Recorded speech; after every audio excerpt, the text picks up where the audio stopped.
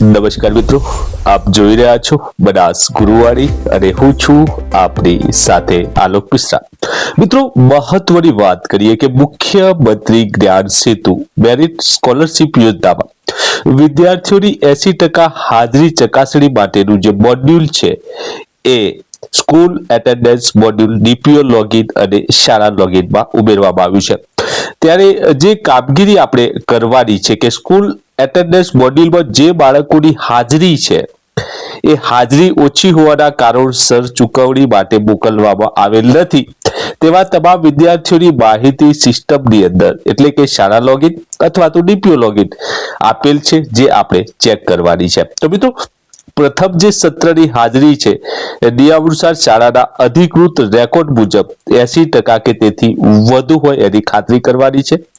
બીજું કે શાળાના વિદ્યાર્થીઓની હાજરીને લઈને જે પ્રશ્ન હોય તો એ વિદ્યાર્થીઓની જે એન્ટ્રી વિકલ્પ પર જઈને આપણે યસ કરવાનું છે અને વેરિફિકેશન પર આપણે પૂર્ણ કરવાનું થાય છે। ત્યારે આ પ્રકારની જે કાર્યવાહી કરવા માટે શું છે તમામ ગાઈડલાઈન, આવો જોઈએ આપણા સૌની ચેનલ બનાસ ગુરુવાણી ઉપર। હજી સુધી જો બનાસ ગુરુવાણી સાથે નથી જોડાયા તો સૌને વિનંતી છે કે ચેનલ સબસ્ક્રાઇબ કરી લેજો, કારણ કે આપણે લાવતા રહીએ છીએ આપ સૌના માટે આવી જ મહત્વની જાણકારી બનાસ ગુરુવાણી ઉપર। તો આજે ચકાસણી છે હમણાં કરવા માટે આપણે પોર્ટલ ઉપર જવાનું રહેશે। જોઈ રહ્યા છો કે પોર્ટલ ઓપન થઈ રહ્યું છે। જ્ઞાન સેતુનું જે પોર્ટલ છે એના ઉપર આપણે જવાનું રહેશે અને એમાં આપણો યુઝર આઈડી અને પાસવર્ડ એન્ટર કરીને લોગિન થવાનું રહેશે। મિત્રો, એ જોઈ રહ્યા છો કે આપણે લોગિનની પ્રક્રિયા કરી ચૂક્યા છીએ। ત્યારે આપણને જે 3 ડોટ દેખાઈ રહ્યું છે એના ઉપર આપણે ક્લિક કરશું અને ક્લિક કરતાની સાથે સ્ટુડન્ટ એટેન્ડન્સ વેરિફિકેશન નામનું ઓપ્શન આપણને જોવા મળે છે, એના ઉપર આપણે ક્લિક કરશું।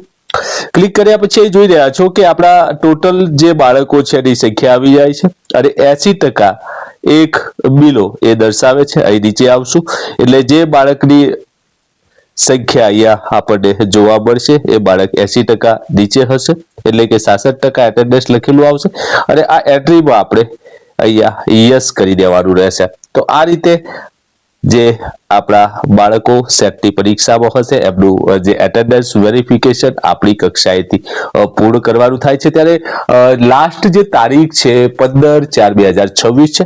તો આવો આપણે પણ આપણું આ વેરિફિકેશન જે છે એટેન્ડન્સ વેરિફિકેશન પોર્ટલમાં પૂર્ણ કરીએ। આપણો કોઈ પ્રશ્ન, આપણી કોઈ માહિતી કે આપણી કોઈ સમસ્યા હોય તો જરૂરથી મારા કોમેન્ટમાં કરવા વિનંતી છે, કારણ કે આપણે લાવતા રહીએ છીએ આપ સૌના માટે આવી જ જાણકારી બનાસ ગુરુવાણી ઉપર। તો ફરીથી મળીએ મિત્રો એક મહત્વની જાણકારી સાથે, એક મહત્વના વિડીયો સાથે।